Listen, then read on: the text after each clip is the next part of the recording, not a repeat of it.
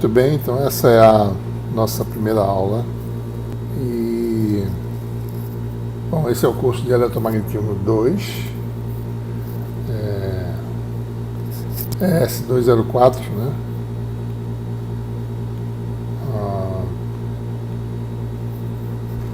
E meu nome é Eduardo Fontana, né?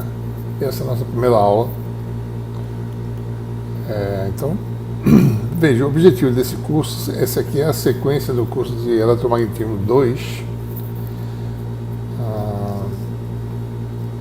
E basicamente o que a gente fez no curso de Eletromagnetismo foi estabelecer toda a formulação, né, baseada nos fenômenos elétricos e magnéticos e a interação entre esses fenômenos, né? E a gente combinou com as equações de Maxwell para o eletromagnetismo, né? Então a gente combinou com as equações de Maxwell para campos tanto variantes no tempo como na aproximação de campos estáticos. Nesse curso agora de Eletromagnetismo 2, a gente tem como objetivo aplicações, né, das equações de Maxwell no projeto e na análise de dispositivos eletromagnéticos em geral.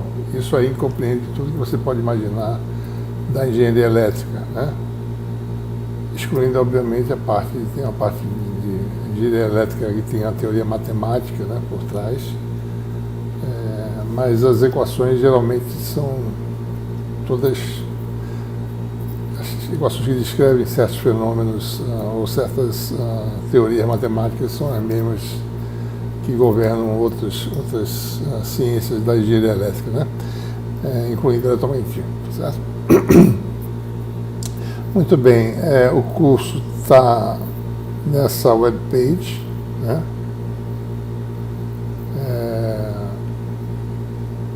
ufpe.br Fontana ES203, né?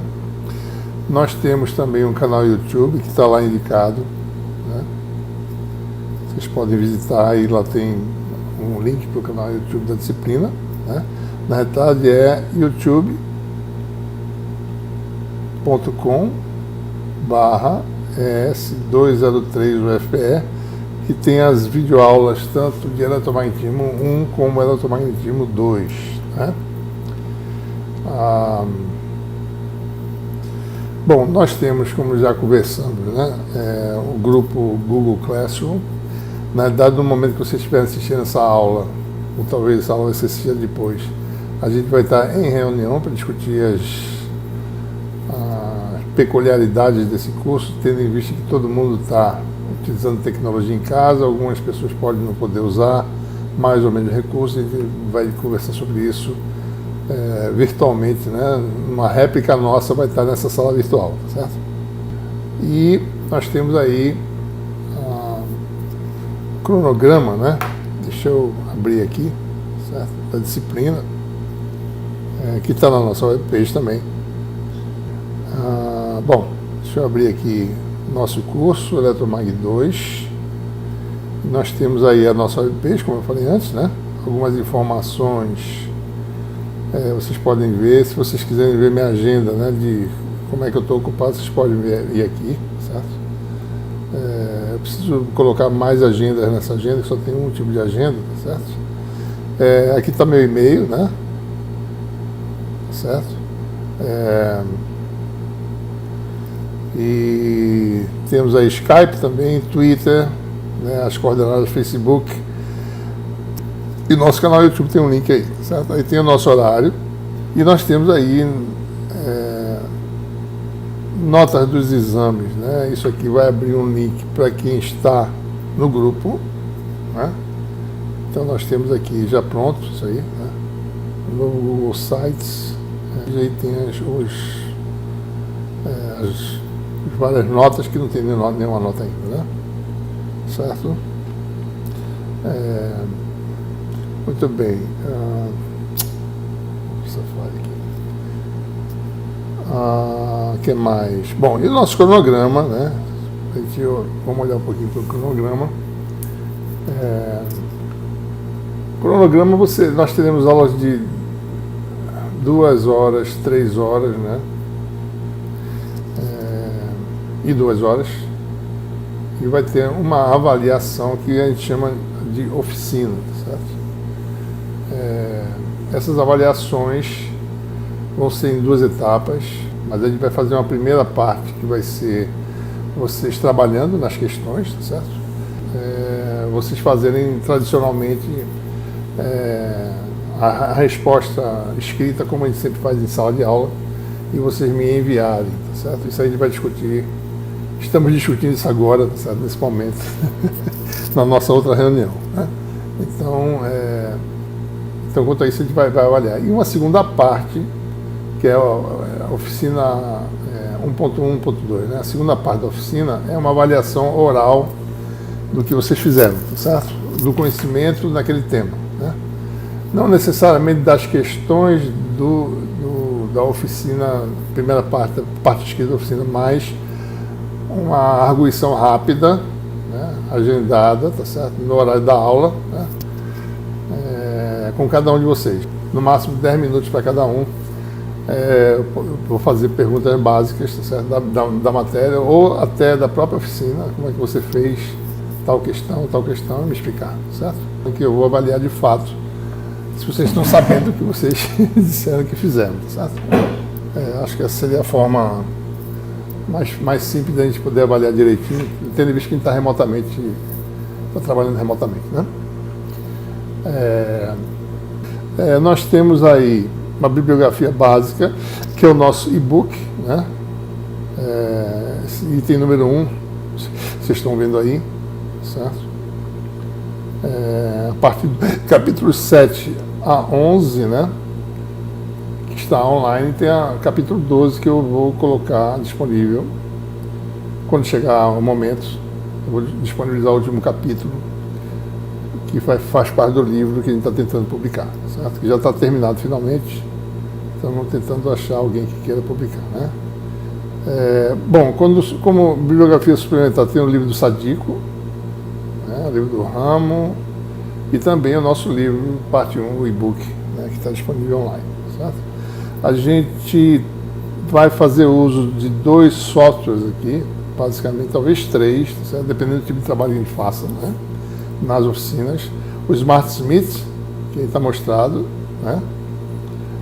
E o SWSO, certo?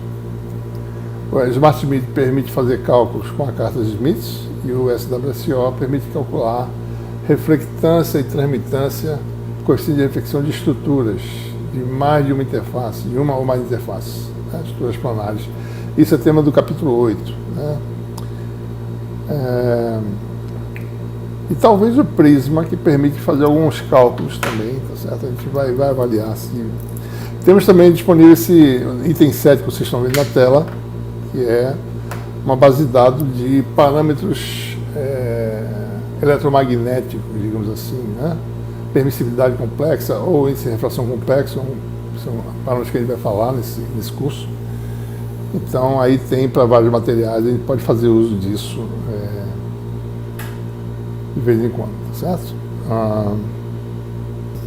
Muito bem, então temos aqui nosso cronograma, né? Então, como eu falei, tá certo? Nós temos aí um grupo de 3 aulas, que vocês estão vendo, primeira aula, né? Essa letra A e S nessa coluna aula, eu não estou podendo apontar para mostrar para vocês, tá certo? Mas A é assíncrona, né? E S é síncrona, né? Então, essas oficinas, parte 1 e 2, primeira parte vai ser escrita, né?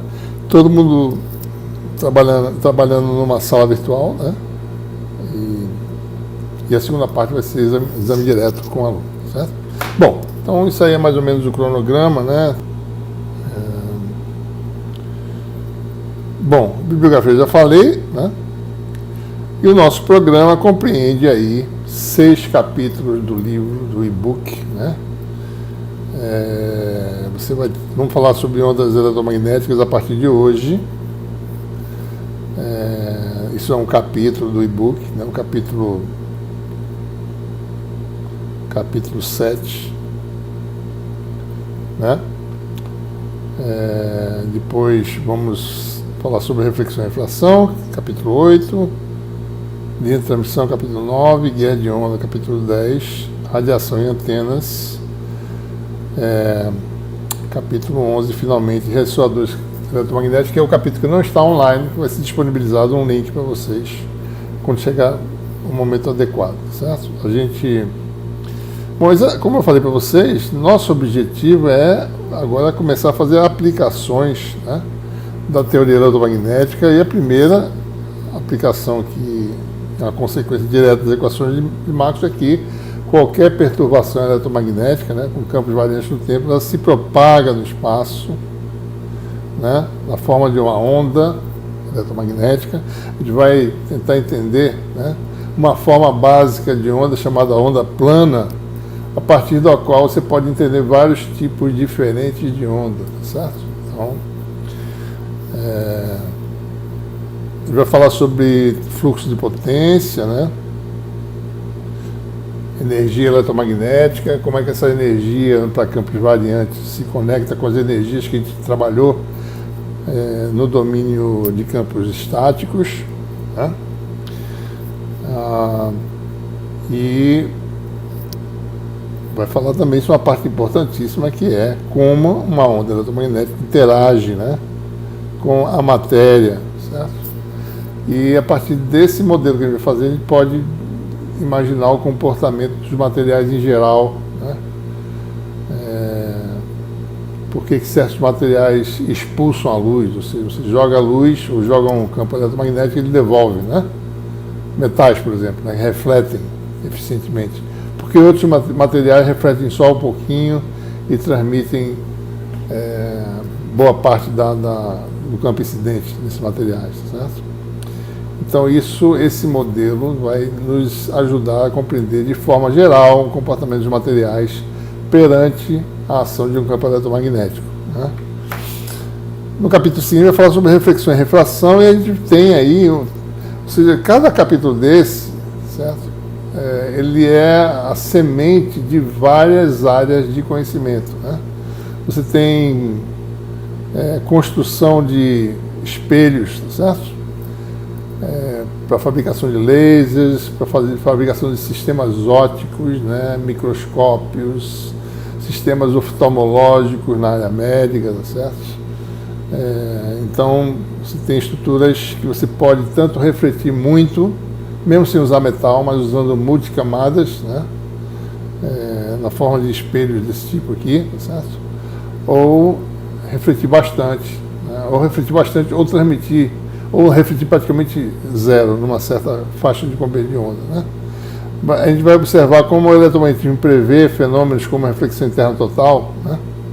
Que você está dentro de um meio de índice de refração, por exemplo, água e ar, né? Você começa a jogar, isso aqui é uma fonte de luz, certo? Você começa a abrir o ângulo de incidência, chega a um ponto que você não transmite mais nada, essa onda transmitida já não passa para o meio seguinte, certo? Ela é totalmente refletida. Isso é previsto pela teoria eletromagnética e foi previsto independentemente da teoria eletromagnética, usando formulações de ótica física, né? Usando os conceitos básicos de ondas em meios elásticos, o pessoal também chegou a conclusões parecidas, mas a teoria eletromagnética prevê esse comportamento, né? A dispersão de luz de um prisma, né? Se jogar luz branca, você pode separar comprimentos de ondas diferentes, né? Então, todas essas propriedades vai ver, né? E outras propriedades além dessas, né? Como é que o meio absorvedor reage perante a incidência de um campo eletromagnético, a gente vai analisar tudo isso.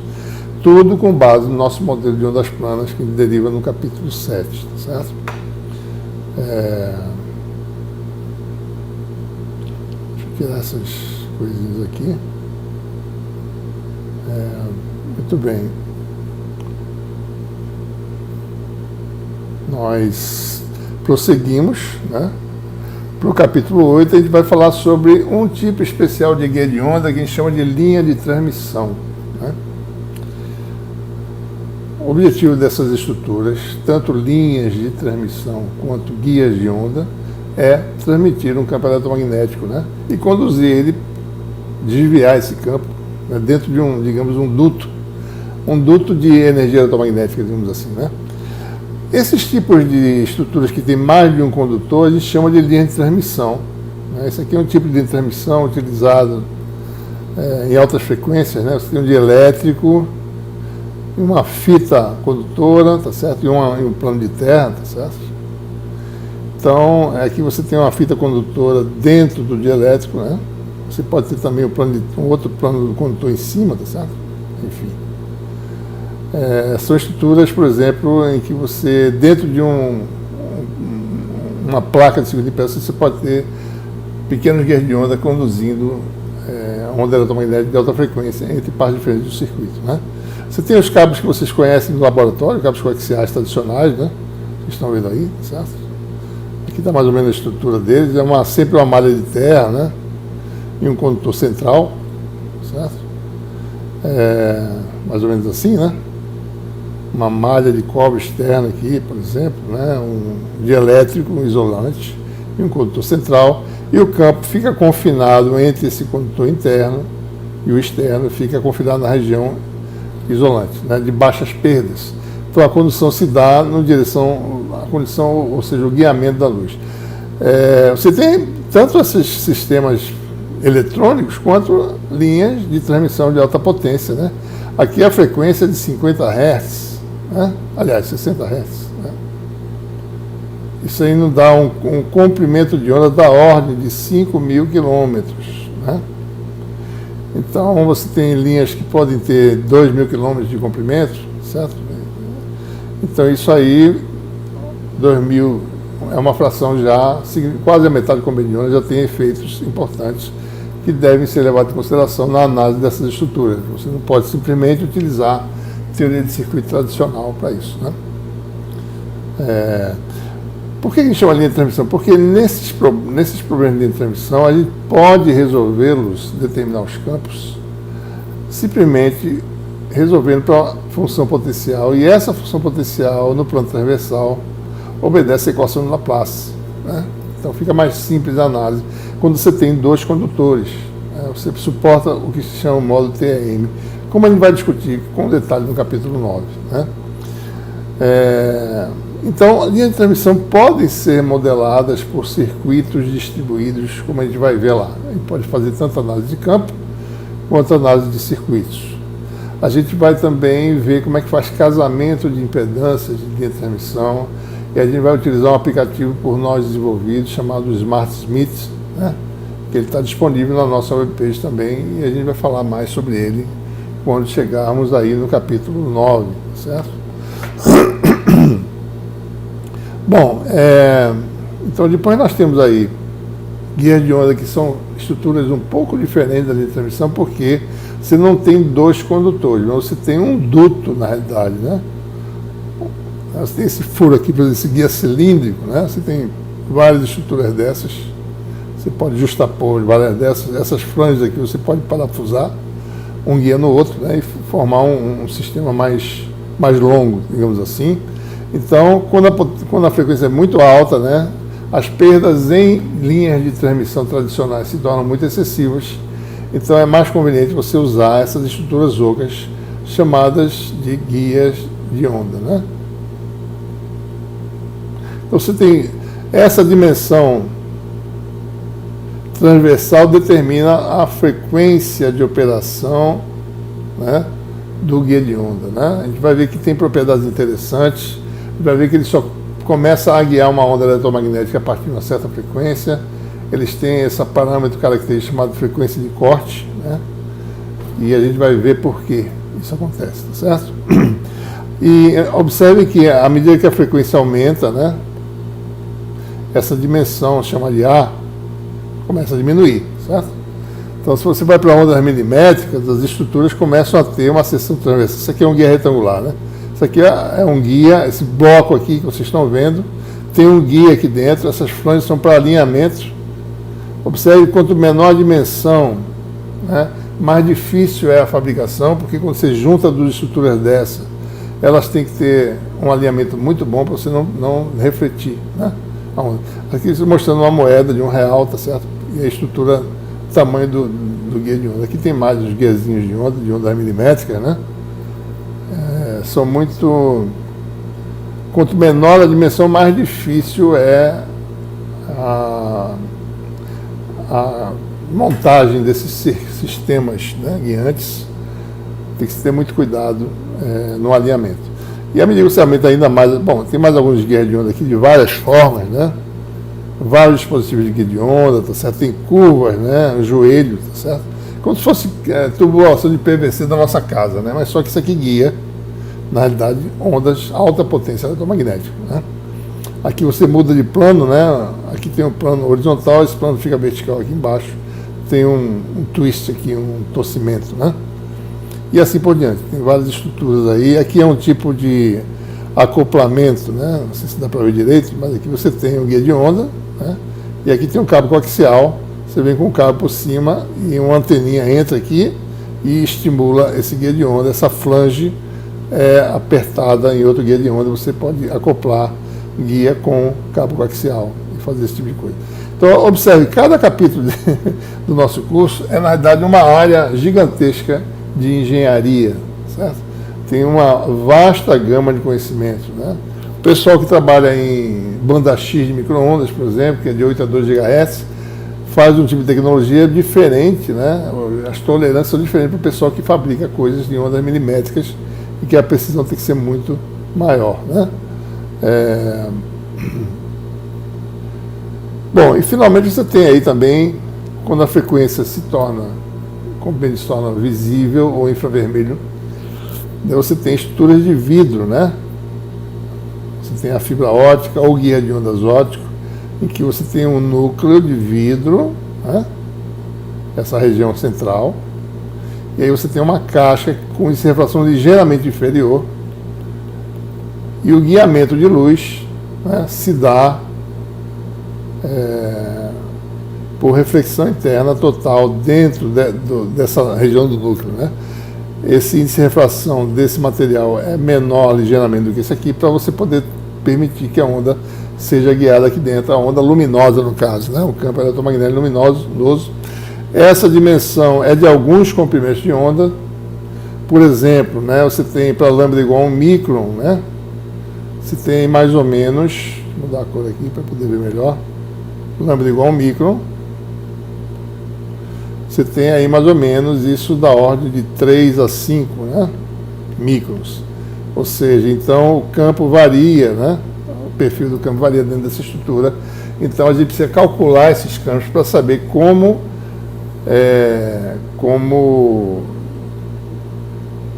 fabricar dispositivos, como projetar dispositivos e como prever o desempenho dessas estruturas, né? Que comprimento máximo, por exemplo, uma fibra ótica deve ter antes que você tenha interferência intersimbólica, algo que a gente vai discutir também nesse curso, tá certo? E aí você tem aí várias fibras óticas para você ter uma ideia dessa dimensão total, né? Porque aqui não está em escala, né? Mas geralmente essa região aqui é dessa ordem que eu falei, 5 microns, e essa região aqui tem um diâmetro da ordem de 120 microns, né? Então é como se fosse assim, na realidade, um pontinho e uma coisa bem grande assim, certo? Aqui está o núcleo para fibra monomodo, né? Monomodo, você tem essa dimensão. Se fosse multimodos, você pode ter diâmetros bem maiores, da ordem de 50 microns. E nesse caso aqui, essa escala está mais parecendo uma fibra multimodo, né? Certo? Então, isso são os guias de onda, né? É o capítulo 10, certo? Guia de onda, eu vou falar sobre isso.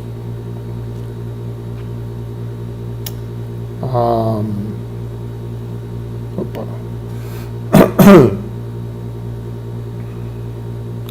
Bom, então, capítulo 11, o tema é sobre radiação em antenas. A gente vai, da mesma forma que a gente descobriu o potencial de uma carga pontiforme estática, né? A gente vai descobrir qual é o potencial, né, para uma carga que varia no tempo. Já vê que existe muita similaridade com o que a gente desenvolveu anteriormente, mas a gente vai ver que existe um efeito de retardamento. Bom, Isso aqui é uma antena monopolo, tá certo? É um pedaço de fio apenas, né? Bem comprido, para você transmitir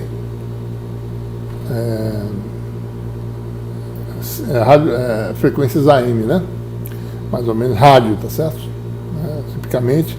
Isso aqui é uma antena planar, tá certo? Isso aqui é um condutor, né? Mais ou menos, é uma estrutura condutora, né? E essa antena é tipicamente utilizada em smartphones, tá certo? E ela emite o máximo nessa direção. Esse ovo aqui, que vocês estão vendo, tá certo?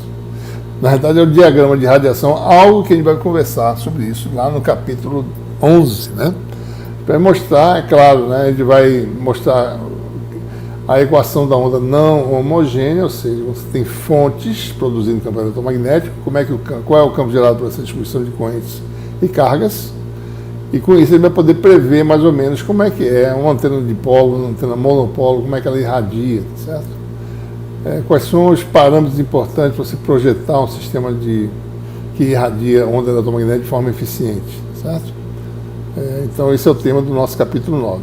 Mais outra área complexa e super abrangente, né, da engenharia, né? Engenharia de antenas, por si só, quer dizer, para cada faixa de frequência tem a sub-área também, que você tem que ter gente especializada em cada banda de frequência diferente, né, em que se trabalha, tá certo? Muito bem. Bom, e nós temos aí, finalmente, o último capítulo que trata sobre ressoadores eletromagnéticos.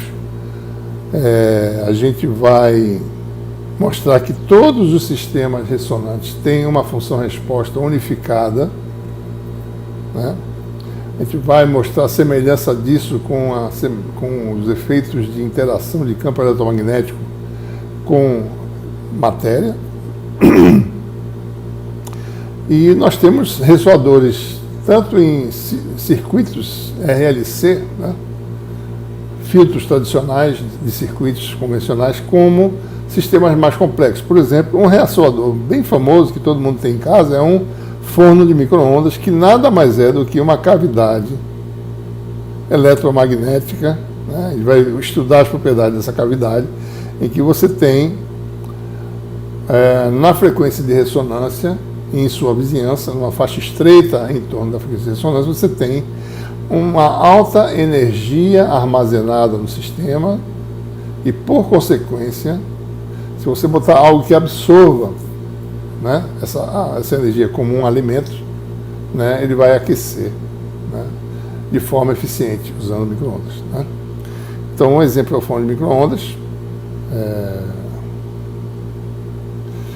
Você tem aí um filtrozinho usando aquela estrutura de microfita que a gente falou lá em linha de transmissão, né, que ele mostrou. Isso aqui é uma estrutura que permite, para certas frequências, você transmitir, né, da entrada para a saída, né, dependendo da frequência. Esses comprimentos aqui são todos calculados, né? Observe que isso aqui está só próximo, né? Você tem um acoplamento. Deixa eu mostrar em mais detalhes. Isso aqui tem uma certa distância aqui, né? Certo? Eles não estão em contato, né? Então, você transmite alguma coisa aqui para o circuito seguinte, que transmite para o circuito seguinte e sai, e isso você vai ter certas frequências em que isso acontece. Então, você tem um filtro, né? Um filtro de micro-ondas aí nesse caso, certo? Ou seja, um sistema ressonante, né? Você tem também exemplos usando lasers, né? O laser nada mais é que um meio de ganho, que se usa a técnica de inversão de população de átomos ou moléculas, por exemplo, né? No caso de lasers de gás, por exemplo.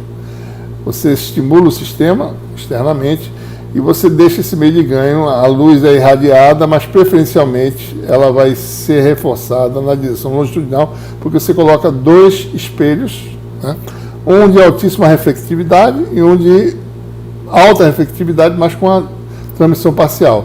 Ou seja, você tem um sistema que armazena bastante energia aqui dentro e fica refletindo para lá e para cá, tá certo? E sai uma parte significativa para fora, que você tem a luz do laser, né?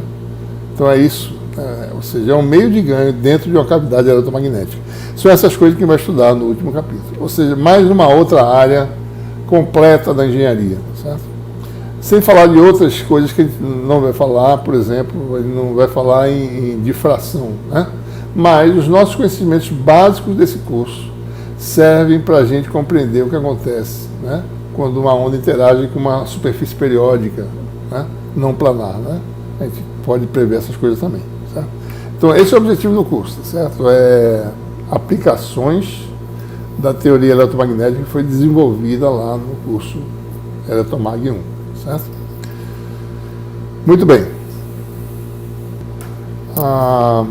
Bem, então a gente vai agora falar sobre a equação da onda, ou seja, sobre os tópicos dessa primeira aula conforme nosso cronograma. Vamos começar com a primeira aplicação das equações de Maxwell, né? Que é a previsão que uma perturbação eletromagnética, primeiro, né, o campo eletromagnético, quando as coisas variam no tempo, a gente já viu isso, né? Eles são acoplados, certo? E essa propagação não fica parada, né? Essa perturbação não fica parada, ela se propaga no espaço. Então a gente vai derivar de que forma isso acontece, no caso específico, né? A equação da onda, né? A gente vai derivar a equação da onda homogênea, né? Vamos obter a solução geral, né, para o caso de coordenadas cartesianas, mas essa solução geral ela é útil em uma variedade de situações, né? E, uma vez estabelecendo essas propriedades, a gente vai ter uma derivar as equações de Maxwell no regime harmônico. Então, a gente tem essas propriedades, né?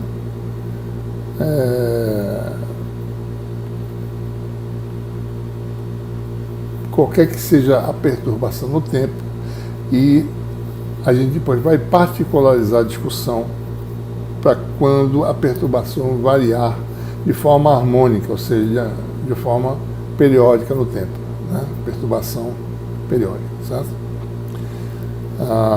Então, esse é o tema do nosso capítulo 7, né, lá do nosso e-book, tá certo? Essa referência aqui é desnecessária, não precisa ser usada, tá certo? Basta a nossa referência lá. Capítulo 7, sessões 7.1 e 7.2. Né? Muito bem. A gente está interessado no momento, né, nessa situação mostrada na figura, certo? Nós temos aí uma região de carga, por exemplo, uma antena, né? Uma antena tem carga oscilando num fio, tá certo? Um campo variante no tempo, então uma flutuação de carga, né? Então a gente quer estudar o campo produzido por essa flutuação longe da flutuação, né? Longe dessa região, ou seja, nessa região aqui que está fora da região em que há flutuação de carga. Então aqui não tem carga nessa região aqui é vácuo, certo? Então nossos campos de interesse são EH no vácuo, né? D e B são réplicas de EH, então basta essas duas quantidades para a gente poder representar, tá certo? Quando as duas regiões, quando eu quiser estudar problema incluindo a região de flutuação de carga, e isso a gente vai fazer lá no capítulo 11, né? Quando a gente falar sobre radiação eletromagnética, aí a gente vai voltar a essa questão, a gente vai voltar a estudar o problema agora perto da região e longe também, a gente vai ver o que acontece perto e longe, né? Mas no momento a gente quer saber, bom, uma vez ocorrendo flutuação de carga que produz um efeito eletromagnético, e quer estudar esses campos longe da flutuação, certo? Ok?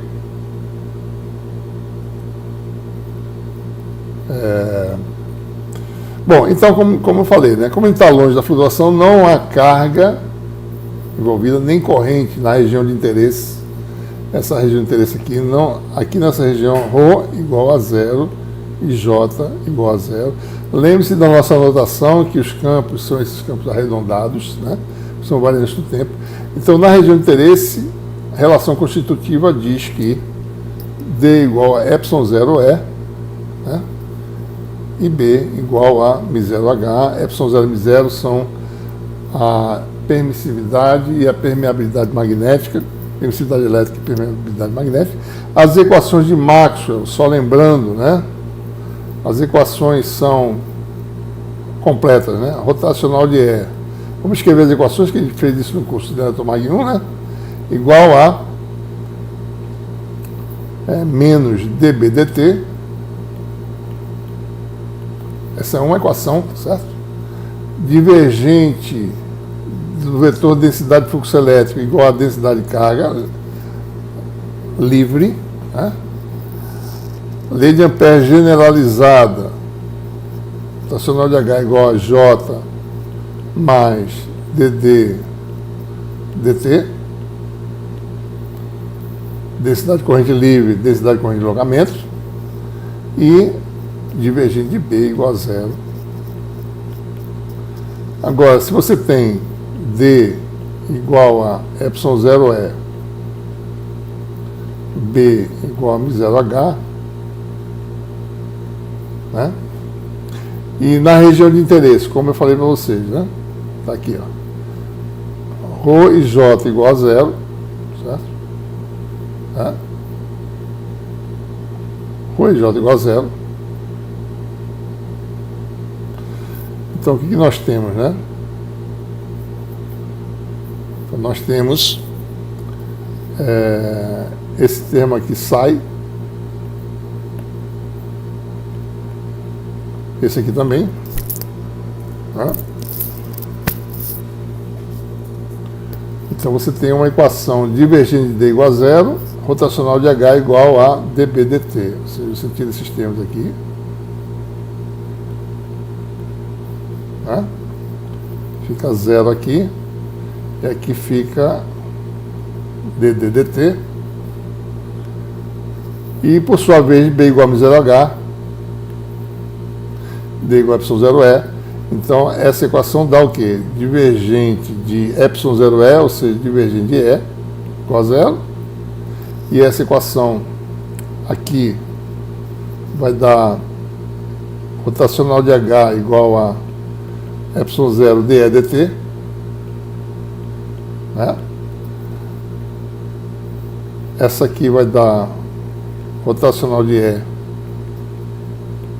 igual a menos μ0 dH dt. E aqui vai dar divergente de H igual a zero, porque são réplicas, né, um do outro, certo? Tá na mesma, né? Então você fica com 4 equações aí, que estão aqui, né? Eu mostrei aqui nessa transparência.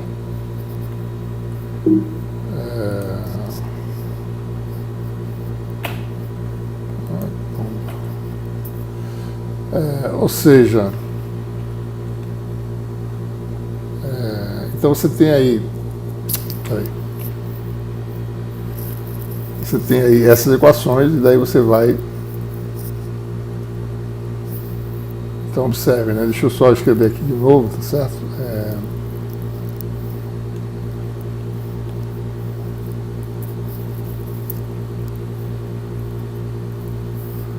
Você tem aí rotacional de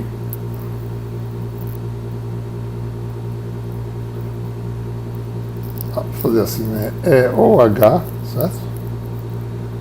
Igual a menos, no caso, não, menos μ0 dH dt, e embaixo seria, no caso, rotacional de H igual a ε0 dE dt, né?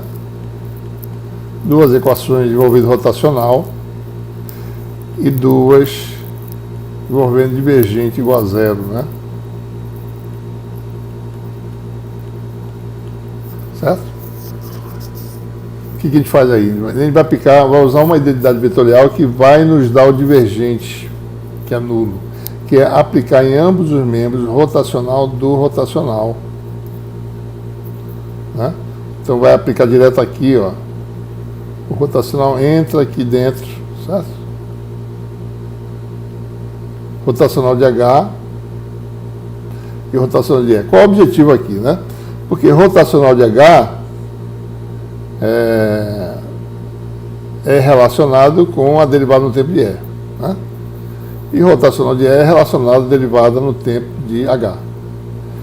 Então, se eu fizer rotacional, por exemplo, na equação para E, né, rotacional de E, isso aqui vai se dar menos μ0 ddt rotacional de H, e rotacional de H, por sua vez, é igual a ε0 dE dt. Então, eu transformo numa equação só em E, né? Observe, né? Que vai dar menos μ0 ε0, derivada segunda, dt2. Então, o segundo membro ficamos com rotacional de E, igual a menos μ0 ε0, d2e dt2.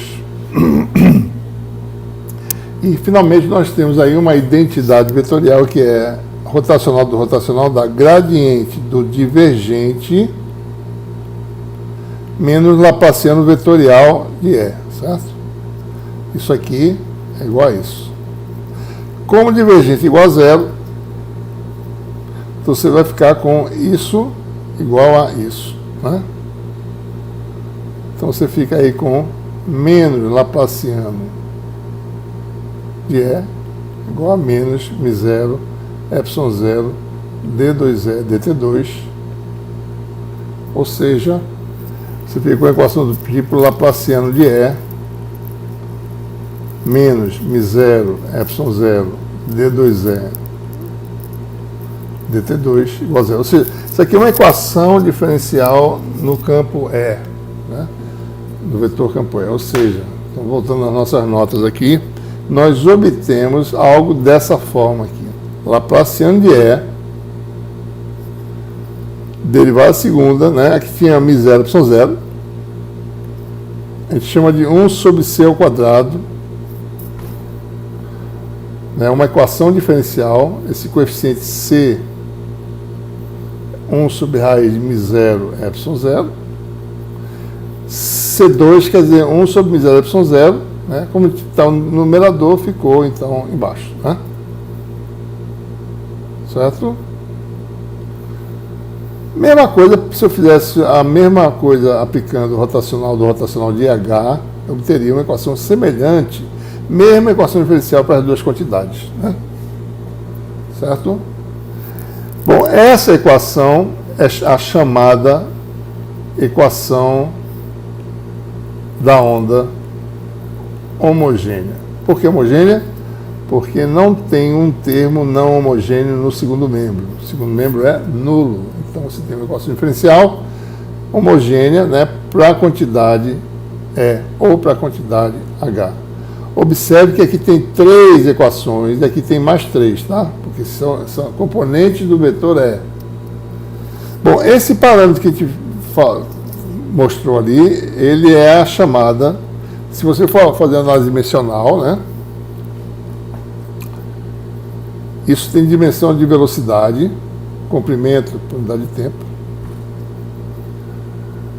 E é a chamada velocidade da luz no vácuo, né? Certo? A gente pode até calcular aqui, tá certo? Vamos dar uma calculadinha rápida para ver que valor é esse.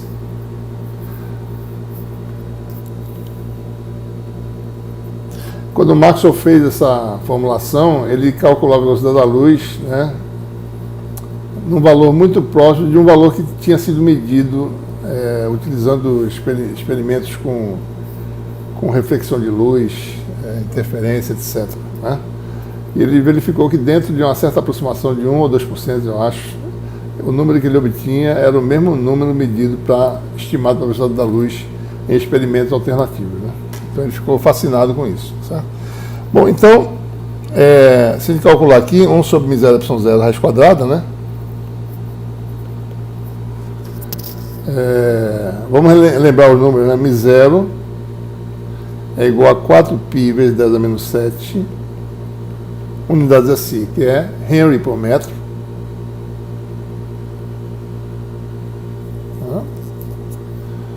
epsilon 0, 4π epsilon 0, aproximadamente, tá? 1 sobre 9 vezes a nona, né, que é a constante K, certo? Ou seja, epsilon 0 é 10 a menos 9 sobre 36π, né? Aproximadamente. Então, se eu fizer μ0, epsilon 0 vai dar quanto? 4π sobre 36π dá 1 nono, né? 10 a menos 9 com 10 a menos 7 dá 10 a menos 16. Então, 1 sobre μ0, epsilon 0 dá quanto?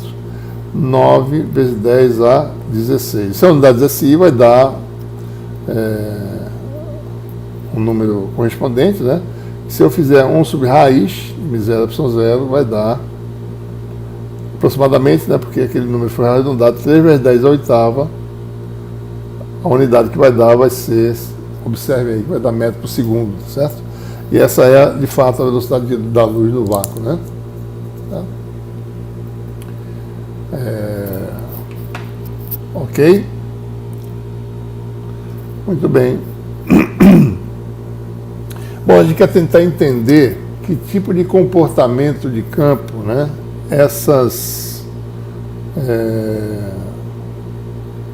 Que tipo de comportamento, né, nós observamos para equações do tipo equação da onda, né? É isso que a gente quer saber, sabe? A gente vai mostrar como resolve isso. Primeiro, observe que se eu resolver para E, eu sei qual a solução para H, tá certo? Né? Então, vamos resolver para um dos campos.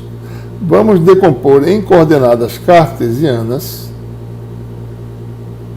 O E, por exemplo, vai ter 3 componentes. Os versores são constantes nesse sistema. Fica mais fácil de fazer a análise, né?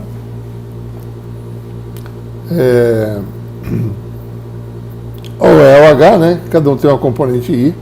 Observe, né? Cada componente E e o HI depende de quem, né? Das coordenadas x, y, z e do tempo, certo? Ou seja, mais especificamente, depende do vetor posição x e do tempo t. Né? Se eu chamar de psi uma dessas componentes, cada componente satisfaz a equação da onda, ou seja, uma das componentes vai satisfazer essa equação aqui, certo? Né? Lá para cima de psi igual a menos 1 sobre C2 D2, aliás, menos 1 sobre C2 derivado segundo no tempo igual a zero. E é a solução dessa equação que a gente vai agora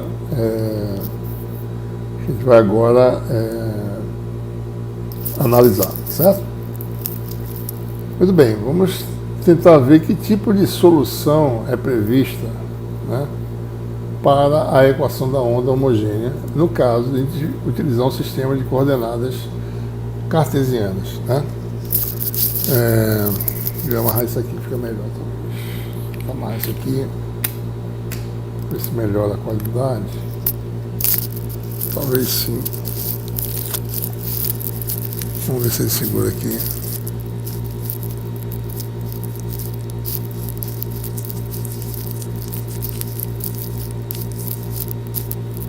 Certo.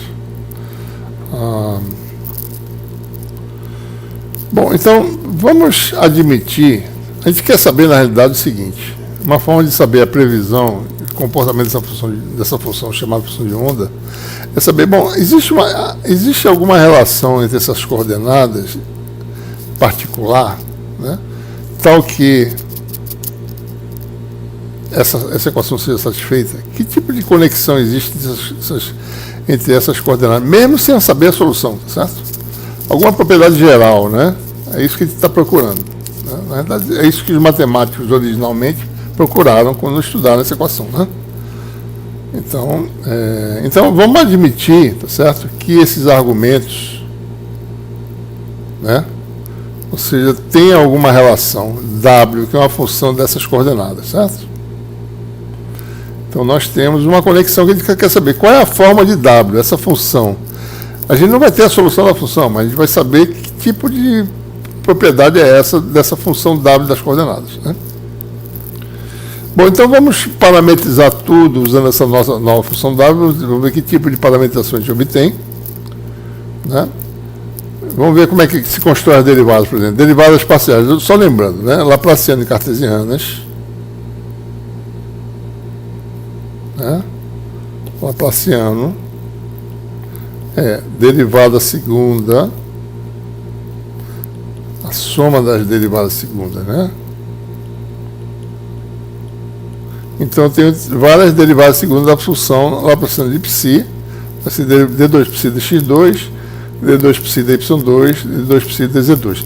E nós temos também a derivada segunda de psi em relação ao tempo da equação da onda, né? Então nós temos esse fator e 1 sobre c2 vezes esse fator aqui. Então, essencialmente, a gente tem derivadas segundas, né?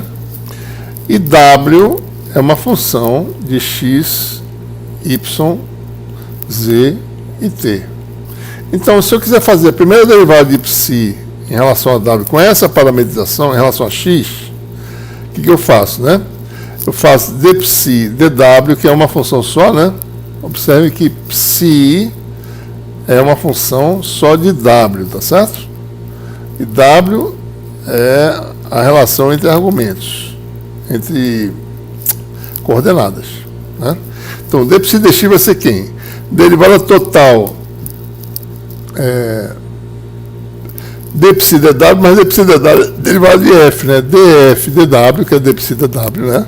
df dw, é a derivada parcial de w, que é essa função que a gente não sabe quem é, dx. Né? Derivada segunda, d2 psi dx2 é igual a d dx dessa função aqui, né?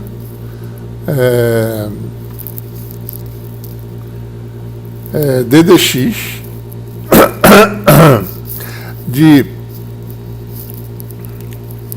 dw dx, que está aqui em cima, né? df dw, né? Isso aqui vai dar o quê? Derivada, isso aqui é a regra da cadeia, tá certo? Derivada segunda, né? Derivada desse termo primeiro vai estar d2w dx2 vezes df dw mais esse primeiro termo. Daí você tem d dx de df dw. De novo, regra da cadeia, né? Isso aqui vai dar, então, só isso aqui vai dar, repetindo o primeiro termo, d2w dx2 df dw mais dw dx. Isso aqui é regra da cadeia. Então, a derivada disso aqui em relação a w, que dá d2f dw2, e aí dw dx, né? Ou seja, em resumo, né? d2 psi dx2 deu o que, né? O primeiro termo foi esse, d2w dx2 df dw, uma derivada primeira, né?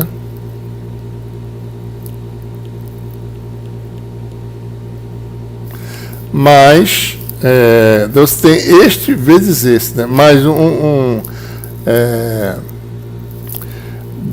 dx ao quadrado, que multiplica a segunda derivada em f, né? Vezes f dw2. Então fica fácil calcular o resto. Essa é a regra geral, tá certo? A derivada segunda com relação a uma coordenada vai dar derivada segunda de w em relação a x, junto com a derivada primeira de f em relação a w, mais o quadrado da derivada primeira de w com relação a x, vezes a derivada segunda de f em relação a w, né? Então isso vai ser tanto para x, como para y, quanto para z, quanto para t, né? T também, certo? Para todo mundo. Então, se a gente usa essa relação e aplica agora na equação global, você vai ter o quê? Um coeficiente, né? Só lembrando aqui, né? Um coeficiente de d2f dw2 que envolve os quadrados da derivada primeira, certo? E um coeficiente de df dw que envolve as derivadas segundas de w, né? Então, olhando aqui, você tem isso, ó. O coeficiente da derivada segunda envolve a soma dos quadrados da derivada primeira. Né? Isso é só lá para cima, né, que a gente está fazendo, tá certo? E quando você tem a derivada primeira de W, você tem a soma das derivadas segundas de... Quando você tem a derivada primeira de F, você tem a soma das derivadas segundas de W. Né? Da mesma forma, a regra é parecida. D2π e dt2 tem uma forma parecida. Derivada segunda de F com o quadrado da derivada primeira de W em relação a T, derivada primeira de F com a derivada segunda de W em relação a T. Certo? Então, uma vez fazendo isso, a gente tem agora uma forma de representar a equação da onda como um todo. Né? Só olhando a estrutura geral, né, dá para perceber que dá esse resultado aí. Né? Ou seja, um coeficiente, ao vermelho para ficar mais fácil, um coeficiente aí, certo? Que envolve a derivada segunda de F em relação a W, daí aparece soma de derivada segunda subtraído do termo do tempo, né, que é esse termo aqui, certo? Coeficiente da derivada primeira de F envolve as derivadas segundas de W, né? Mesma estrutura aqui que vocês podem observar da equação da onda original. Lembrando, W, por que a gente quer saber quem é o W? W é uma relação entre argumentos, a gente quer saber se existe essa relação ou não. Né?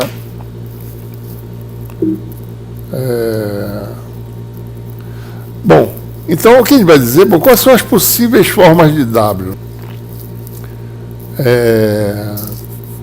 Então vamos olhar aqui, tá certo? Lembrar, a gente vai voltar essa expressão, não vai ficar olhando para ela, tá certo? Eu vou até copiar ela e botar na outro papel para a gente ficar olhando para ela rápido, tá certo? Deixa eu apagar isso aqui, eu vou pegar isso aqui e botar lá no outro caderno, tá certo? Pega isso aqui, copia e bota aqui. Deixa eu responder aqui. Bota aqui, certo? Para a gente poder ver rapidamente.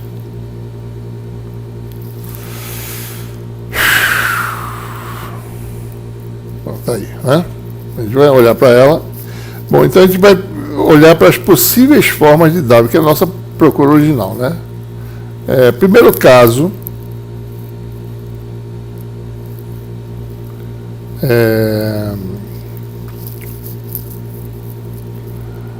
vamos assumir que f seja constante, essa função f, ou seja, a função de onda na realidade é uma função constante, né? Ora, essa função, obviamente, observe, né? F constante quer dizer o quê, né? Psi é igual a f, né? É constante. Ora, a pergunta é, uma função constante satisfaz a equação da onda? Né? Bom, obviamente que sim, né? Porque a equação da onda só tem derivada segunda, né? Então, a função constante sempre satisfaz a equação da onda, certo? É apenas uma solução matemática, não tem nenhuma conotação física, né? Isso pode acontecer, soluções matemáticas, mas que não tem nenhuma relação entre causa e efeito, né? A gente quer saber, bom, tem uma perturbação em algum lugar, de que forma essa perturbação se move. Não é essa função f constante, que ela não tem... Essa função constante, qualquer que seja o seu valor, ela é a solução da equação, né? Então, se você duplicar a carga que emitiu a fonte, essa função não muda. Então, ela não tem conexão nenhuma, é apenas uma solução matemática que não tem significado, né? Então, a gente, quando usa no mundo físico, a gente tem que levar em conta as considerações físicas, né? Bom, segundo caso, f é uma réplica do argumento, certo? Ou seja,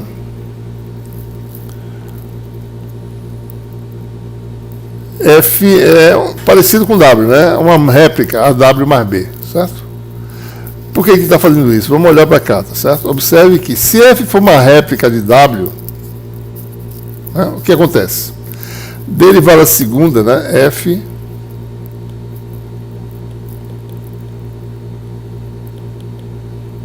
então, isso é uma forma específica de f, né? Uma função que seja uma réplica do seu próprio, uma função linear do argumento w, né? Bom, qual é a derivada segunda dessa função linear de w? Derivada igual a zero, né? Então, para a equação da onda ser satisfeita, é necessário que W satisfaça essa equação, que é a equação da onda. Então, qual é a nossa conclusão? F ser uma réplica de W quer dizer que, para psi satisfazer a equação da onda,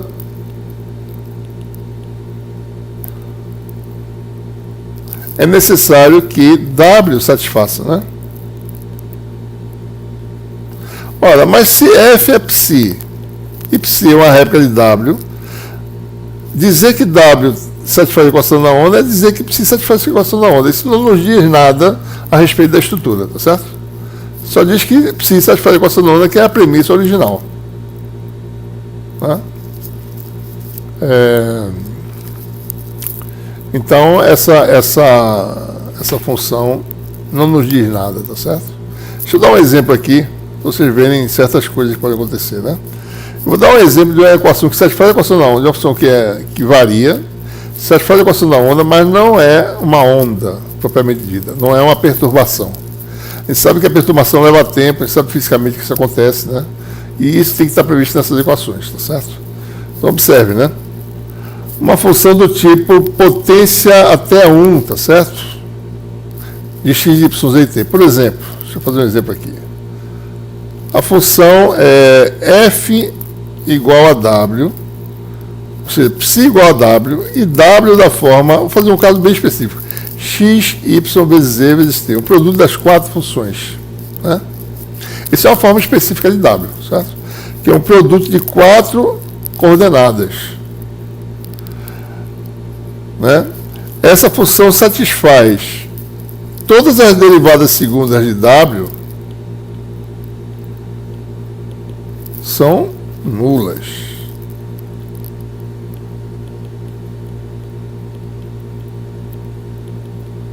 Porque é função linear de cada argumento, né? Ou seja, W satisfaz a equação da onda, F igual a W satisfaz a equação da onda, e psi igual a W satisfaz a equação da onda. Então, essa função satisfaz a equação da onda, mas ela não é fisicamente realizável, certo? Por exemplo, né? Se eu fizer y igual a 1, z igual a 1, no instante de tempo t igual a 1, a função é psi igual a x, que é uma função linear, né? A amplitude da onda é uma função linear de x. Ou seja, ela cresce indefinidamente, certo? Né? Então não é uma onda, ela não se propaga, tá certo? Você vai ver que essa função não tem um deslocamento no tempo, tá certo? Ela simplesmente tem uma amplitude e energia infinita, né? Porque energia é o quadrado da amplitude, isso aqui é uma função ao quadrado de uma parábola, tá certo? Parabólica, energia infinita no infinito. Então, esse tipo de função, apesar de ser solução da equação da onda, não é fisicamente realizável também, porque requereria uma energia infinita para sua realização e não há perturbação se propagando no espaço. Não há conexão nenhuma, tá certo? Muito bem.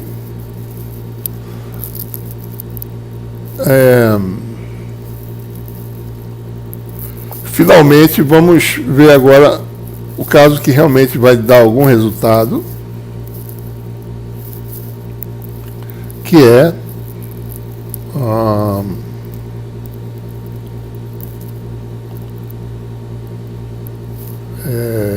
o caso 3, certo? Ou seja, observe, vamos olhar novamente a estrutura de como a gente montou a equação, né? A gente montou a equação, certo? Tendo duas equações, duas combinações de derivadas parciais da função w. Essa é uma delas, que envolve os quadrados, né? E uma segunda que envolve as derivadas segunda. Como é que a gente montou essa estrutura aqui? Né? Bom, a primeira colchete tem como coeficiente a derivada segunda de w, certo? Né? E a segunda tem como coeficiente a derivada primeira de w. Então ele quer saber, bom, se ambos forem não nulos,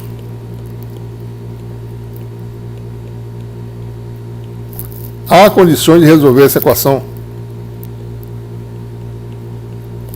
Né? certo? Em geral, se D2F e DW2 forem não nulos e DWF for não nulo, como é que a gente pode resolver essa equação que a gente montou aqui, certo? Bom, só há uma forma, né? Se ambas as equações, ambos os termos entre colchetes forem nulos. O segundo é uma equação da onda já, tá certo? Quem já sabe, né? O primeiro é uma nova restrição. Há uma nova restrição. A combinação de derivadas quadradas tem que também dar zero. Além de W satisfazer a equação da onda, a combinação de quadrados de derivada também tem que dar zero, certo? Então é essa a condição adicional para a gente descobrir quem é a forma de W. Ou seja, do jeito que ele montou as coisas, ele tem que satisfazer duas condições agora. Não só W tem que satisfazer a equação da onda, mas também as derivadas quadradas satisfazem a equação parecida, mas não é a equação da onda, é a equação semelhante, certo? Bom, para satisfazer a segunda condição, não é muito difícil, certo? Eu posso satisfazer a segunda condição estabelecendo que cada coeficiente seja uma constante. dW igual a dá A2 aqui, dW dy igual a B dá B2, dW dz, isso aqui é um C minúsculo, tá, pessoal? Igual a C, né, da C2, chamar esse dW dt aqui de D vezes C, minúsculo, velocidade da luz, né?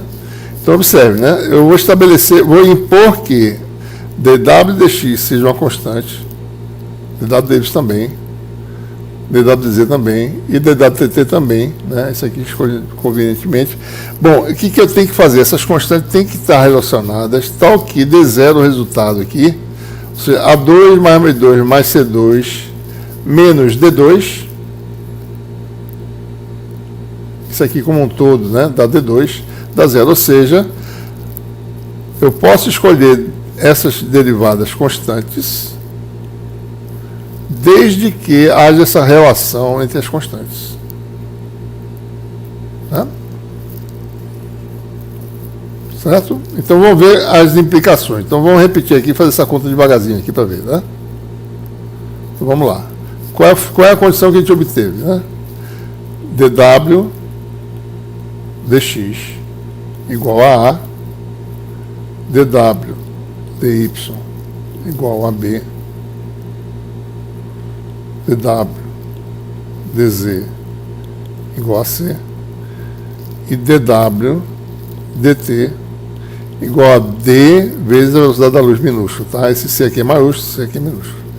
Então, quando ele faz isso, ele impõe que A2 mais B2 mais C2 igual a D2. Tá? Porque D2C2 ao quadrado sobre C2 cancela esse C aqui, tá certo? Bom, então a gente vai resolver de uma em uma, tá certo? dW dx igual a gente vai integrar. Né? Então W vai ser uma função linear de x mais uma constante que eu vou chamar de G1, que pode depender das outras coordenadas, né? Que essas coordenadas são constantes em relação a x, tá certo? Então, ó, está aparecendo a forma de W. Ele vai ter um termo linear em x mais uma função de y, z e t. A gente vai jogar agora na segunda equação. dW dy, né? Se eu calcular a derivada disso em relação a y, isso aqui sai. Vai dar dg1 dy igual a B. Seu integral tem, então, G1 igual a BY mais um G2, né? Uma constante, que na realidade é a função de Z e T, certo? Então, ó, W vai ser AX mais BY, né? Mais G2 de Z e T. Agora eu pego o G1, aliás, pego o W que está aqui, né? jogo na terceira equação, dWdz. Essa derivada dá zero, essa dá zero, fica dg2dz igual a C, G2 igual a CT mais uma função só do tempo agora, né? Finalmente, a gente joga aqui. dW dt. Desculpa, isso aqui é um Z, viu, pessoal? C maiúsculo Z, né? Finalmente, dW dt vai dar...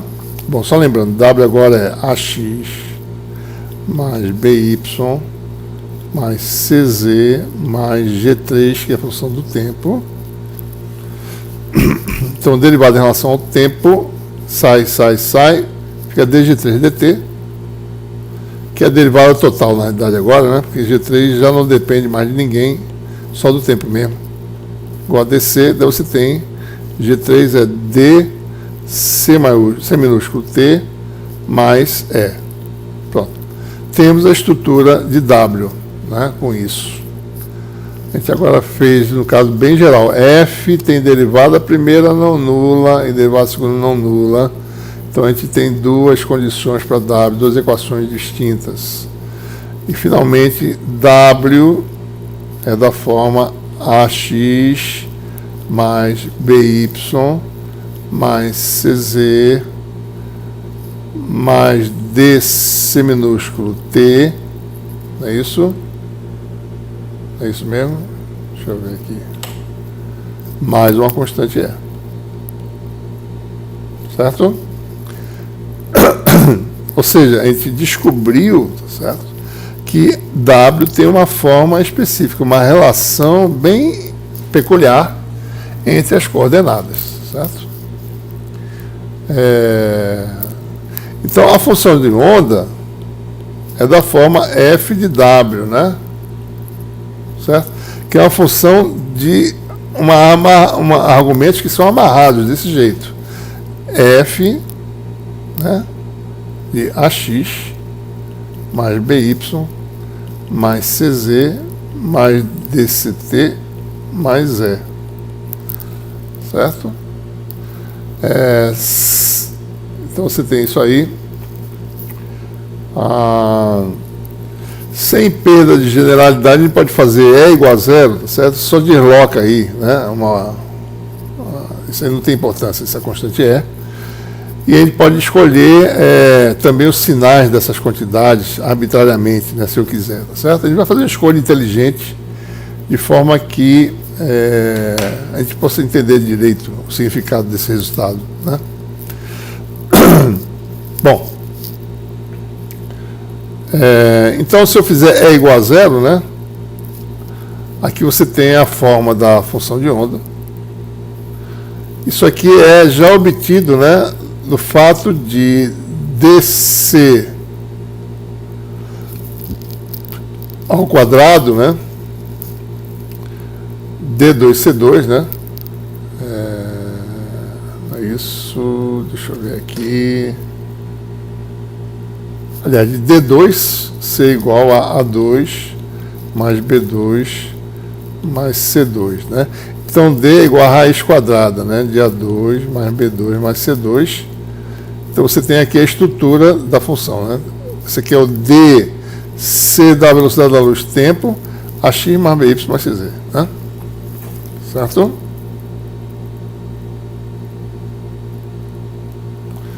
Muito bem. Bom, por que a gente vai chamar essa onda de onda plana uniforme, né?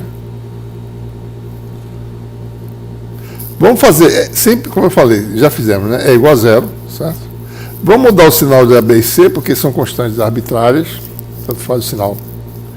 Né? Se A for menos 1, né, então menos A igual a 1, ou seja, ele pode mudar esse sinal, depois a gente vai entender melhor depois, né? A gente faz isso só para poder entender melhor a forma da função de onda.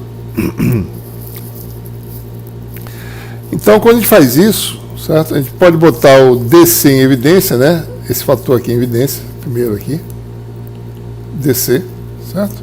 Que ele está aqui, né? Botando de volta. Daí fica T sozinho, né? Que está aqui. A mudou de sinal, vai ficar menos A, menos B, menos C sobre DC, né? D vezes C, certo?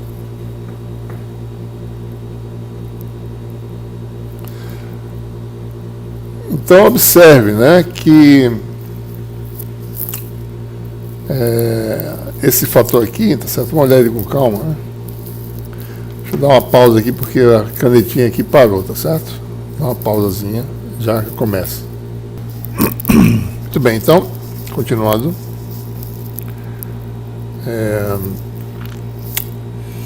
A gente fatora dessa forma, né? Eita. Dessa forma, certo? E observe que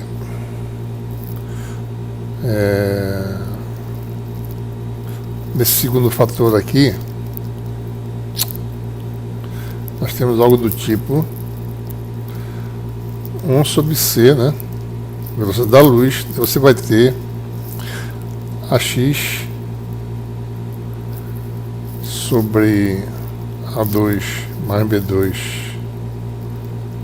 mais C2 raiz, né? Mais BY sobre a raiz, da mesma coisa, né? Mais CZ sobre a raiz, né?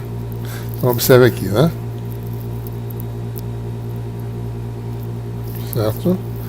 AX sobre A2 mais B2 mais C2, BY sobre, né?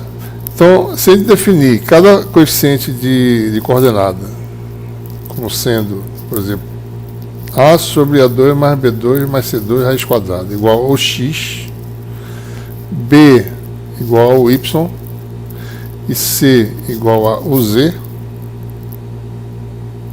o que nós temos? A soma dos quadrados dos U's dá quanto? 1, né? Certo? Então, o X, o Y, o Z, nada mais são do que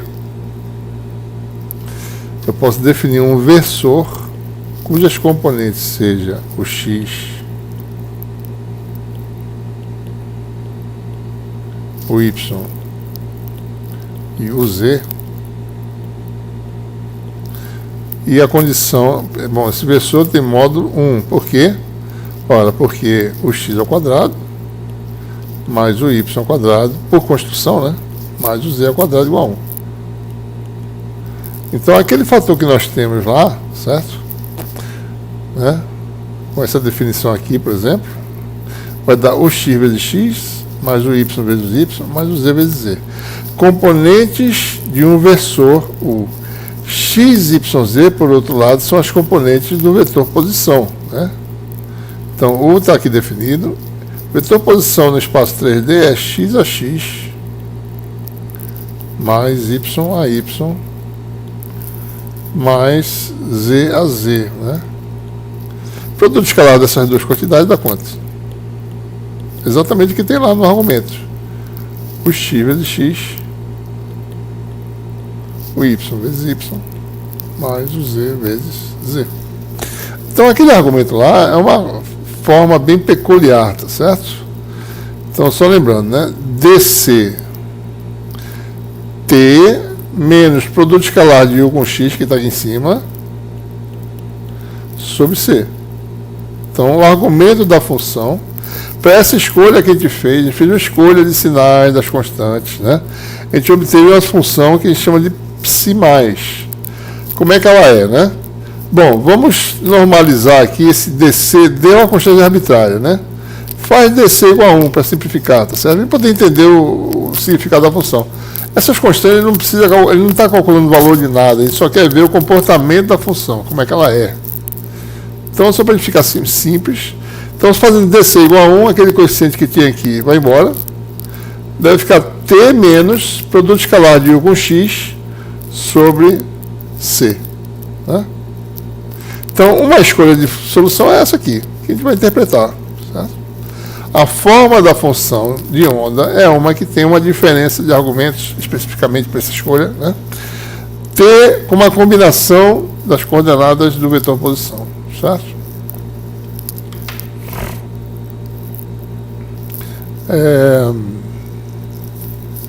Cadê? Certo? Bom, quais são as propriedades dessa função com essa forma específica, né? Bom, a gente quer saber, qual é o lugar geométrico dos pontos em que a função f é uma constante? Ou seja, no espaço 3D, dado um instante de tempo t qualquer, certo? Digamos t igual a t, vamos fixar o tempo. Sob que condições a função f é constante? Bom, basta eu fixar o argumento de f para fazer ela constante. O argumento de f está aqui, então a gente vai impor que esse argumento seja constante, uma constante k. No tempo t1, esse lugar geométrico de pontos está em algum lugar do espaço. No outro tempo t2 vai estar em outro lugar do espaço. No tempo t3 vai estar em outro lugar. Então, em cada instante de tempo, ele vai estar num certo lugar, em que a amplitude vai ser sempre igual a uma constante, né? Bom, então, no tempo t1, a equação é essa aqui. Lugar geométrico de pontos x1, tá certo? Dá uma equação, uma relação entre coordenadas, é uma superfície no espaço tridimensional, né? Primeira condição é essa. Se eu vario o tempo para t2, eu tenho uma segunda superfície, deslocada de alguma forma que a gente vai descobrir, que é o lugar geométrico x2. Então, vamos calcular, vamos subtrair essas duas equações, né? Deixa eu apagar aqui para não confundir. Subtrair uma da outra, vai ficar t2 menos t1, delta t, igual a 1 sobre c, vai ficar menos aqui, né? Isso aqui dá zero, esse aqui passa para o segundo meio, vai ficar u escalar x2 menos x1. Então, deixa eu escrever aqui devagarzinho, tá certo? Então, delta t igual a t2 menos t1 deu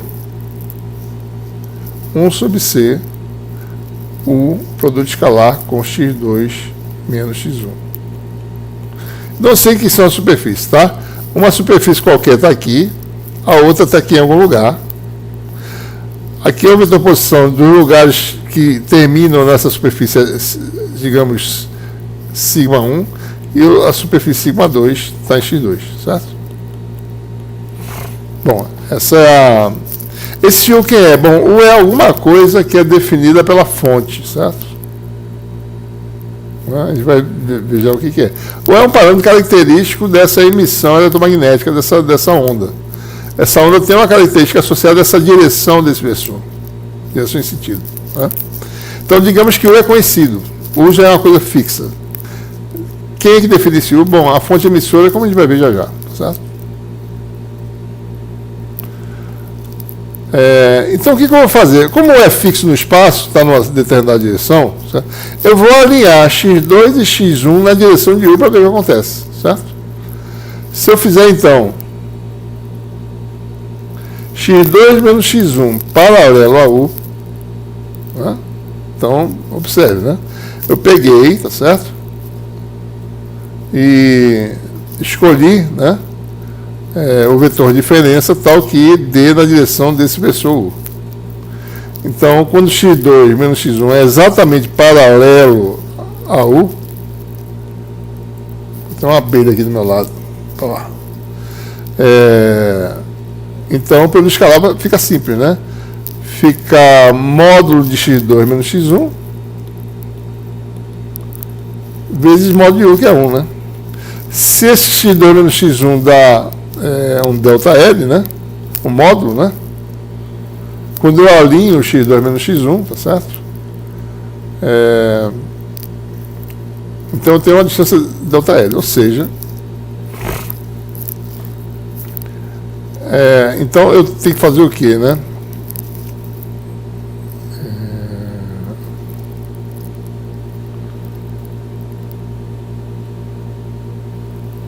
Ou seja, eu tenho que obtenho, tá certo? Olhando para a equação aqui, né, você vai ter que ΔL igual a C ΔT, né? Porque você está aqui, tá certo? Isso aqui deu ΔL, né? Então isso aqui dá uma velocidade, né? Existe uma distância entre essa superfície de ΔL e essa separação ocorrendo no tempo ΔT, ou seja, essa superfície se moveu com velocidade c. Né? Ora, o lugar geométrico dos pontos. Então eu vou voltar aqui que eu acabei não fazendo, né? A equação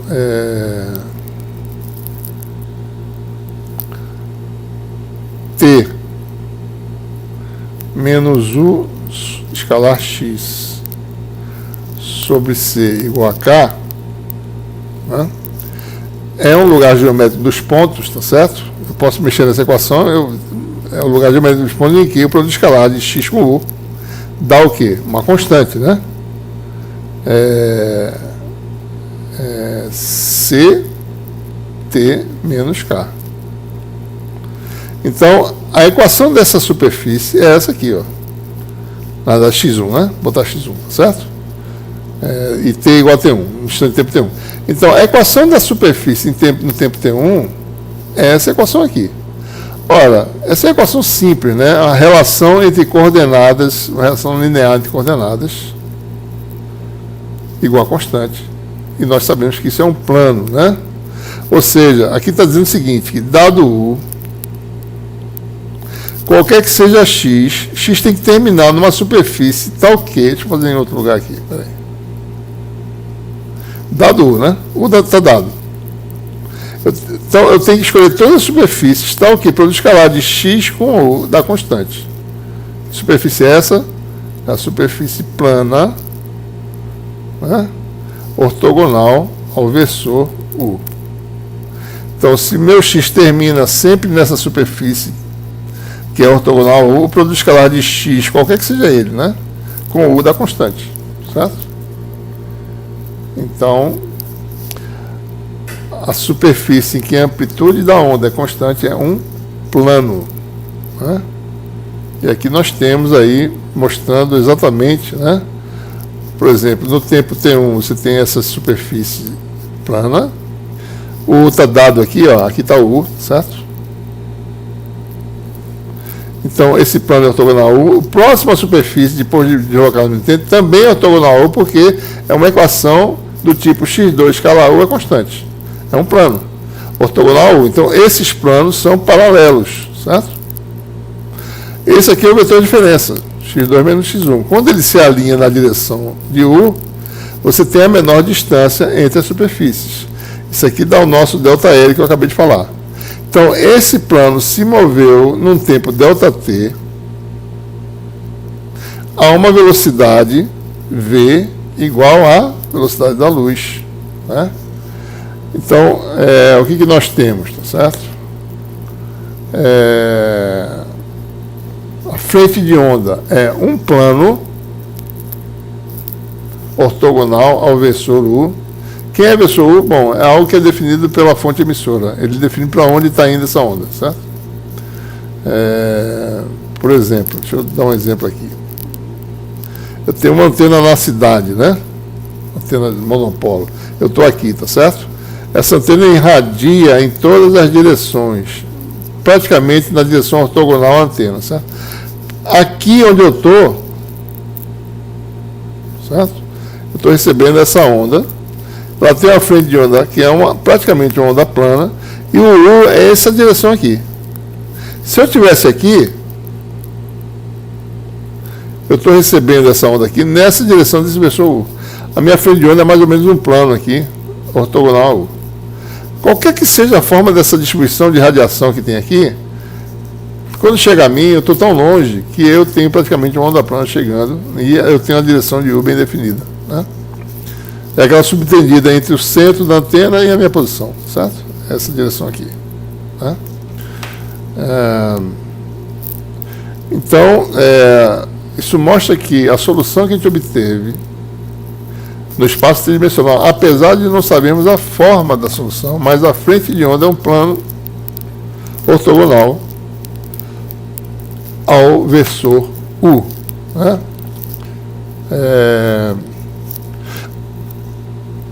Então, observe, né, que a solução que ele escolheu foi aquela que deu a diferença de argumentos, né? Ele chamou de psi mais, tá certo? É uma frente de onda ortogonal a U. Esse plano se propaga com velocidade c no sentido de U, certo? O plano está se movendo no mesmo sentido de U. Está, digamos aí no caso, se U está apontando para longe da origem, esse plano está indo para longe da origem. Se eu reverter o sinal de U, eu obtenho uma solução que eu vou chamar de psi menos, aqui teria mais, tá certo? Quando o argumento é mais, a propagação se dá no sentido oposto a U, no sentido de menos U. Eu não preciso me preocupar com esse sinal. Eu posso sempre usar a forma vetorial dessa equação, dessa onda plana.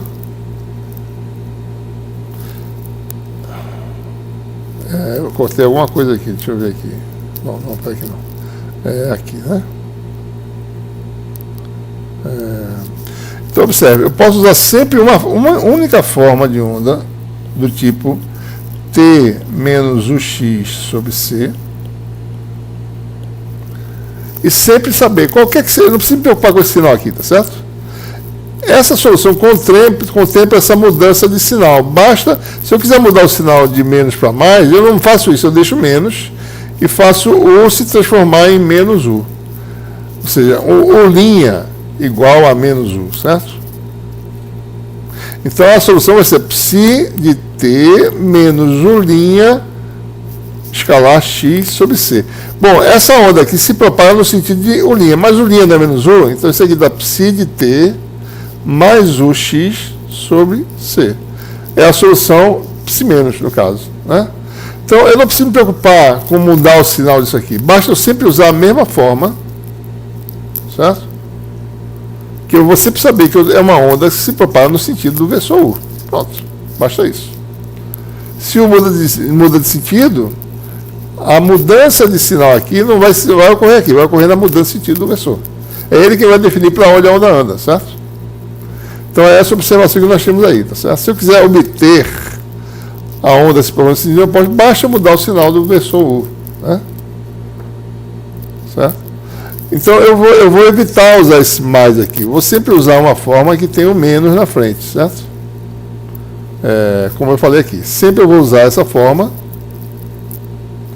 T menos UX e sempre eu vou saber, qualquer que seja a forma desse argumento, isso sempre representa uma propagação no sentido do versor U, certo? Muito bem, vamos agora para a nossa parte mais final da aula, tá certo? A gente agora vai falar sobre o último tópico, né? Deixa eu dar uma olhada aqui. Vamos ver aqui no começo, tá certo? Da aula de hoje, onde é que está? Está aqui, certo? Bom, a gente vai agora ver ou seja, equações de Maxwell prevêem, qualquer que seja a forma da variação no tempo do campo, propagação eletromagnética. A gente obteve a forma específica dessa onda, no caso em que o campo depende das coordenadas x, y e z, né? E t, né? Certo? Não precisamos nos preocupar com outro tipo de onda cilíndrica esférica. Basta saber a essência, né? Porque a gente pode construir outras soluções para problemas específicos, mas em geral a gente pode usar ondas planas em muitas situações. Por exemplo, o exemplo da antena que eu acabei de falar. Longe da antena você está recebendo em você uma onda plana, né? Praticamente, tá certo? A gente vai falar de onda esférica lá no capítulo 11, tá certo? Mas a gente vai ver como as coisas são semelhantes. Então, onda plana, para todos os efeitos, é um bom modelo para muitas situações, tá? Bom, a gente agora vai falar sobre as equações de Maxwell no regime harmônico, porque a gente vai preparar as coisas para determinar ondas planas no regime harmônico, né? E aí a gente vai ter funções específicas, soluções específicas, certo? Então, observe, né? A gente vai admitir que os campos variam harmonicamente no tempo, né, com uma frequência angular em radianos por segundo, chamada de ômega. Essa frequência é relacionada à frequência tradicional em hertz, ciclos por segundo, pela conexão, né? Ômega em radianos por segundo é 2π vezes o número de voltas por segundo, que é o número de ciclos por segundo, né? Ciclos por segundo vezes 2π é o ângulo, né? É quantos radianos foram girados, digamos assim, por unidade de tempo, né? Então nós temos aí essa definição, e a gente vai admitir então que a onda varia periodicamente, né? Uma senoide aí, certo? Com a frequência F, e há uma conexão entre o período, né, e o número de picos por segundo que você tem, tá certo? Então a relação é essa relação que você já conhece, né? Relação entre frequência e período temporal, tá certo? A gente está dando um nome assim mais específico porque a gente tem oscilação tanto no tempo quanto no espaço. Então, no tempo, o período é temporal, né? No espaço, o período é espacial. Certo? Bom, então, quando você tem grandezas que você a priori sabe que elas já variam, né? Você tem um oscilador, você tem um gerador que emite, tá certo? Um harmônico com uma incertezazinha de frequência em torno daquela frequência central, bem pequena, que pode, para todos os efeitos, ser considerada uma senoide perfeita, né? Então você sabe que seus campos vão variar no tempo de forma harmônica, né? Então as equações de Maxwell, as equações gerais, tá? Vai escrever as equações gerais, incluindo as fontes do campo também, densidade corrente, densidade de carga, né? Então, voltando aqui, as equações são essas aqui, as 4, né? Envolve aqui os campos arredondados. A gente vai agora definir fasores vetoriais, que é a coisa que a gente tem que tomar cuidado, né? Certo? Então, na notação arredondada aqui, né, o fasor F, tá certo? É a parte real aliás, desculpe, o campo F, vetor F no campo físico, é a parte real de um fasor complexo, que é uma grandeza fictícia auxiliar, exponencial de Jωt. Parte real disso vai nos dar o campo físico, né? Então ele vai representar as coisas em termos de fasores, que é mais fácil a álgebra, usando fasores, né? Então o campo físico também pode ser escrito como o meio da parte real de F com o complexo conjugado, exponencial de Jωt, né? Então a gente aplica esses conceitos, né? Por exemplo, a gente vai fazer isso em cada equação dessa. Vamos pegar uma equação e ver o que acontece, né? E aí a gente vai ter uma regra geral, tá certo? Para todas as equações, né? Deixa eu apagar aqui.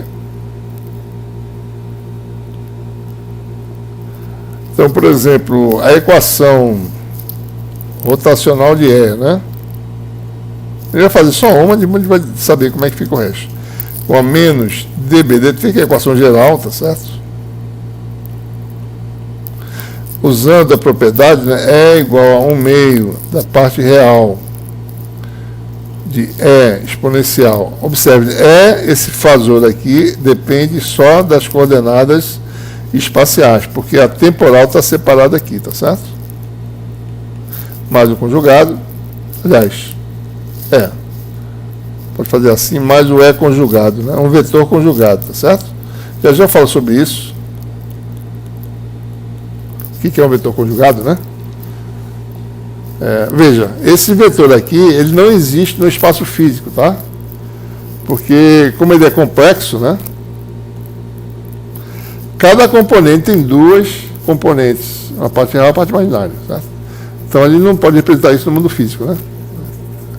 Para ele poder entender como é que esse campo varia no espaço mesmo, a gente tem que calcular o campo físico, daí a gente olha, cada instante de tempo, como é que ele se distribui no espaço. Mas não pode fazer isso no caso do fasor, tá certo? Uma vez ou outra a gente tenta interpretar o fasor como sendo físico, mas ele não é físico na realidade.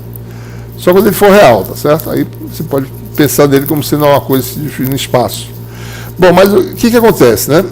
Nabla é um operador real, tá certo? Então, alternativamente, né, você tem um meio de não, isso aqui é parte real, desculpa, isso aqui está errado. Ou eu faço aliás, sem a parte real, né? É um meio de E mais E conjugado, ou eu faço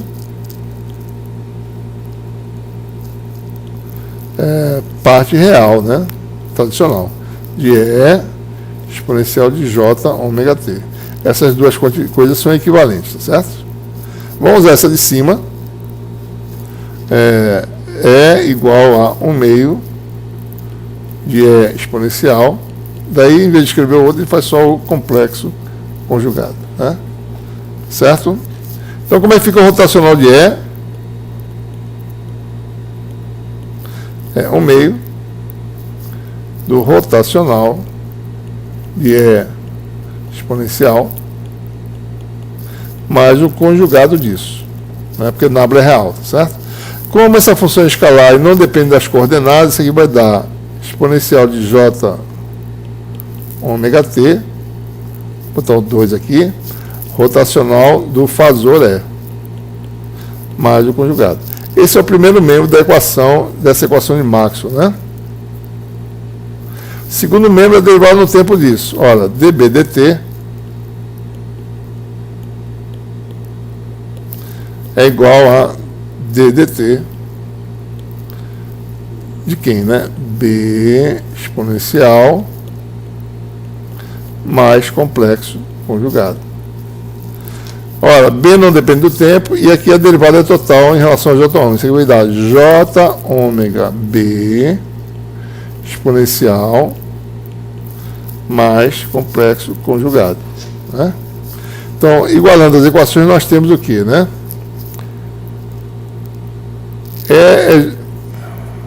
Aqui falta um meio aqui também, né? Faltou um meio, tá certo? É um meio de B mais complexo conjugado. Então, você vai ficar com exponencial de J ômega T, rotacional de E,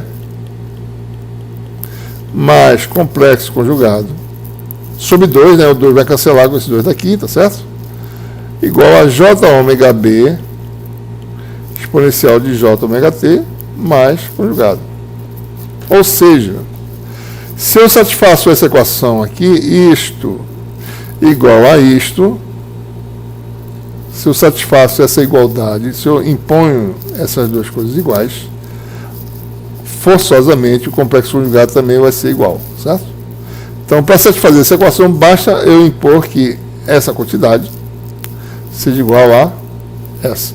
Então, a gente obtém uma equação de Maxwell no regime fasorial. Sai a derivada no tempo, entra no seu lugar, só que está faltando um sinalzinho aqui, né, pessoal? Eu esqueci, né? Menos, tá certo? É tudo menos aqui. É menos, né?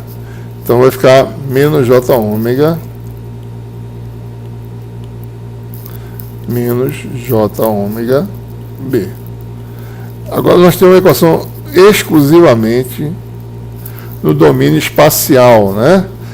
E só depende das coordenadas e B também, certo? As letras são retas, quer dizer que é um fasor complexo, um vetor fasorial, certo? Ou seja, a regra é essa, né? Onde tiver derivado no tempo, joga J ômega no lugar, certo?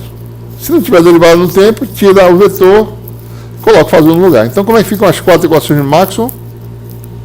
No regime harmônico? Ficam simples, né? Rotacional de E menos J ômega B, divergente de D fasor igual a ρ fasor, né?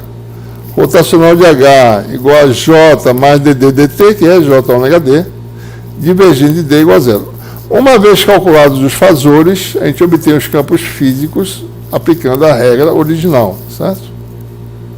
Ou seja, cada quantidade é obtida do fasor usando a regrinha, parte real de F exponencial de J ômega T. Daí você tem um campo físico, certo? Então é muito importante não misturar campo físico com campo fictício, que é o fasor. O espaço ou é representação matemática, que facilita a álgebra, tá certo? Mas para entender como é que as coisas, visualizar no espaço 3D as coisas, eu preciso calcular o campo físico primeiro, para depois ver como é que ele é, certo?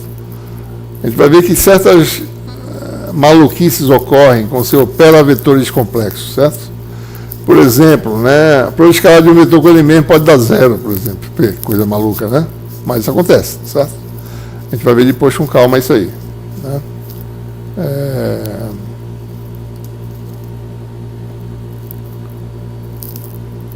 Então nós temos mais uma transparencinha, tá certo? Bom, só para completar, as equações de Maxwell ficam essas 4 equações aí, né? No regime harmônico, certo? E, bom, finalmente nós temos ainda as relações constitutivas que derivamos no curso de Eletromag 1, né? Não muda nada, tanto no regime temporal quanto fasorial, não muda apenas para grandezas que só dependem de x. Se houver condução, J igual a sigma E, certo? E continuamos com as nossas constantes, para a gente lembrar aqui dos números importantes, certo? A gente já falou anteriormente. Bom, as condições de contorno permanecem as mesmas, né? Nós tínhamos condições de contorno para campos variantes no tempo, nós agora temos para campos no regime harmônico, a mesma as condições são as mesmas, tá certo? A gente tem algumas observações aqui, mas isso aqui, esses conceitos de corrente de superfície e carga de superfície, elas são aproximações para campos dinâmicos, porque para campos dinâmicos o campo penetra no condutor, tá certo? Então ele ocupa uma região espacial, mas em muitas situações ele penetra numa região pequena do condutor que a gente pode aproximar por quantidade de superfície, né? Mas em geral, rigorosamente, essas densidades são nulas, tá certo? Tanto a densidade de carga superficial quanto a densidade de corrente superficial. Mas a gente vai manter as equações originais e a gente vai falar sobre essas coisas quando a gente precisar analisar as condições de contorno com mais calma, certo? Mas as condições de contorno, só resumindo, em geral são as mesmas que já obtivemos antes. Em geral, esses parâmetros podem não estar presentes, não vão estar presentes em muitas situações, mas isso aí a gente vai analisar eventualmente quando, tá certo? Quando ocorrer, né? Certo? Bom, e com isso a gente conclui essa nossa primeira aula e ficamos por aqui. Até uma próxima oportunidade.